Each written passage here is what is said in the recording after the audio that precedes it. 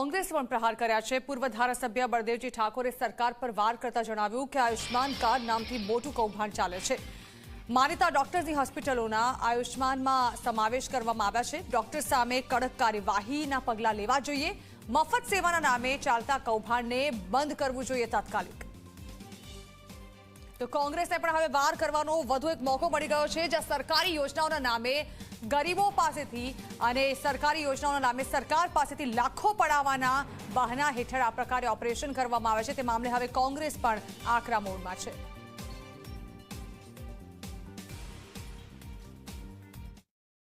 કડીના 2 દર્દીના ખ્યાતિ હોસ્પિટલમાં થયેલા મોત મુદ્દે વાત કરવા માટે આપણી સાથે જોડાયા છે કલોલના પૂર્વ ધારાસભ્ય બળદેવજી ઠાકોર। તેમની સાથે વાત કરીશું। બળદેવજી, ખ્યાતિ હોસ્પિટલમાં દર્દીઓના મોત થયા અને પરિવારજનો આક્ષેપ કરી રહ્યા છે કે ખોટા ઓપરેશન કરવામાં આવ્યા મોત થયા। તમે આખી ઘટનાને કઈ રીતે જોઈ રહ્યા છો?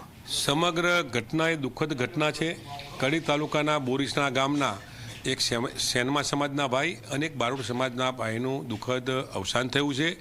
ખ્યાતિ હોસ્પિટલ દ્વારા સમગ્ર કડી તાલુકામાં મફત સેવા કેમ્પના નામે ગામડે ગામડે ફરી જેની આયુષ્માન કાર્ડ હોય એની જ દવા કરવાની એ નામે તમામ લોકોને પોતાની હોસ્પિટલમાં લઈ જઈ અને સ્ટેન્ડ મૂકવાની જે કામગીરી કરી એમાં કડી તાલુકાના 2 લોકોના મૃત્યુ થયા છે।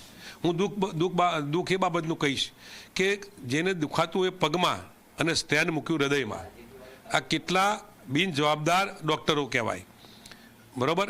અને એમને મફત સેવાના નામે નહીં, મફત કેમ્પના નામે નહીં, પરંતુ આયુષ્માન કાર્ડમાં ખર્ચો થાય 50,000નો અને બિલ બનાવવાનું થાય 2 થી 2.5 લાખનું।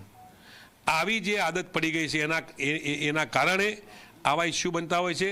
બિનજવાબદાર ડૉક્ટરો કોઈની જિંદગી સાથે ખિલવાડ રમતા હોય ત્યારે હું ગુજરાત સરકારને કહીશ કે આવા ડૉક્ટરો સામે ફરિયાદ થવી જોઈએ, તપાસ થવી જોઈએ અને જો સાચું હોય તો એની ધરપકડ પણ થવી જોઈએ।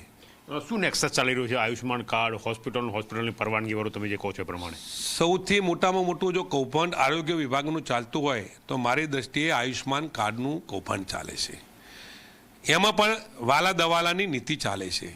જે હોસ્પિટલનો સમાવેશ આયુષ્માન કાર્ડમાં થયો હોય એ તમામ જો હોસ્પિટલો તપાસશો તો ક્યાંક એમના સગાવાલાની, સરકારના લાગે વળગતાવાળાની અને વાલા દવાલાની હોસ્પિટલોનો સમાવેશ કરવામાં આવ્યો છે। સાચા ડૉક્ટરો ગુજરાતમાં ઘણા બધા ડૉક્ટરો સેવા કરી શકે એવા છે।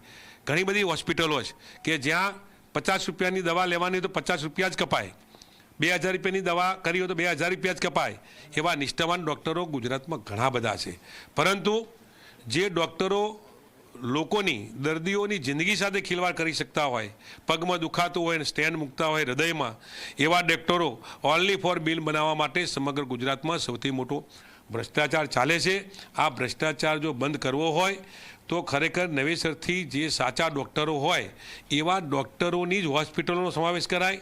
સરકારની મનસા જો સાચી હોય, સરકારના ખોટા પૈસાનો જો બગાડ થતો અટકાવવો હોય તો તમામ જિલ્લા લેવલે જે સિવિલ હોસ્પિટલો આવી છે એવી સિવિલ હોસ્પિટલમાં આવી સેવા ઊભી કરી આવા તમામ વિભાગ ઊભા કરી અને મફત સેવા કરવી હોય તો ખરેખર કરી શકાય, તો જ આ વાત અટકે।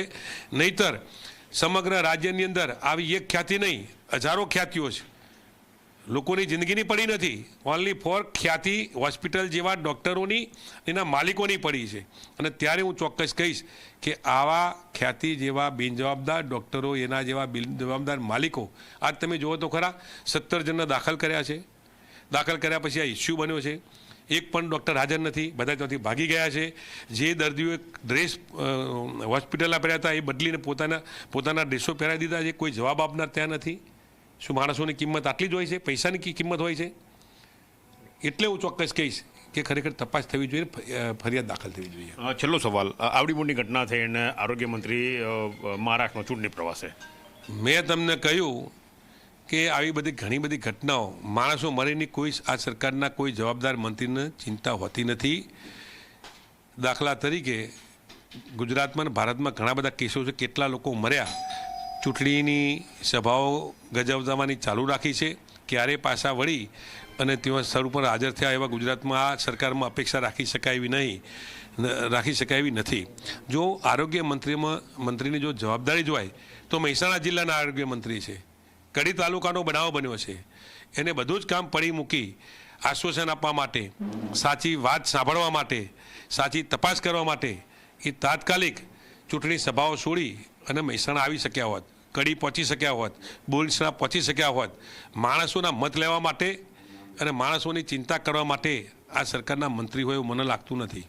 આભાર. તો આ હતા બળદેવજી ઠાકોર, કલોલના અને કડીના પણ પૂર્વ ધારાસભ્ય, જેમનું સ્પષ્ટ કહેવું છે કે એક નેક્સસ ચાલી રહ્યું છે લાગતા વળગતા લોકોને આયુષ્યમાન કાર્ડ યોજનાની હોસ્પિટલનો લાભ આપવાનો અને આયુષ્યમાન કાર્ડ જે દર્દીઓ પાસે હોય તેવા દર્દીઓને હોસ્પિટલમાં લાવીને તેમના ઓછી સારવાર થયો છતાં પણ વધારે રૂપિયા આયુષ્યમાન કાર્ડમાંથી કાપવાનો એક નેક્સસ ચાલી રહ્યો છે, જેનું તપાસ થવી જોઈએ. જે જવાબદાર હોય તેની સામે પગલાં લેવા જોઈએ. આરોગ્ય મંત્રી ઉપર પણ તેમને આક્ષેપ કર્યો કે જ્યારે તેઓ મહેસાણા જિલ્લાના વિસનગરથી ચૂંટાણી આવતા હોય અને મહેસાણા જિલ્લાના કડી તાલુકાની ઘટના હોય તો તેમને તાત્કાલિક ચૂંટણી પ્રચાર છોડીને જે પણ કોઈ પીડિત છે તેમના પરિવારને સાંત્વના આપવા, તેમના પડખે ઉભા રહેવા માટે પરત ફરવું જોઈએ. કેમેરા પર્સન એસપી શર્મા સાથે ગૌરવ પટેલ, ઝી મીડિયા, અમદાવાદ. તો ખ્યાત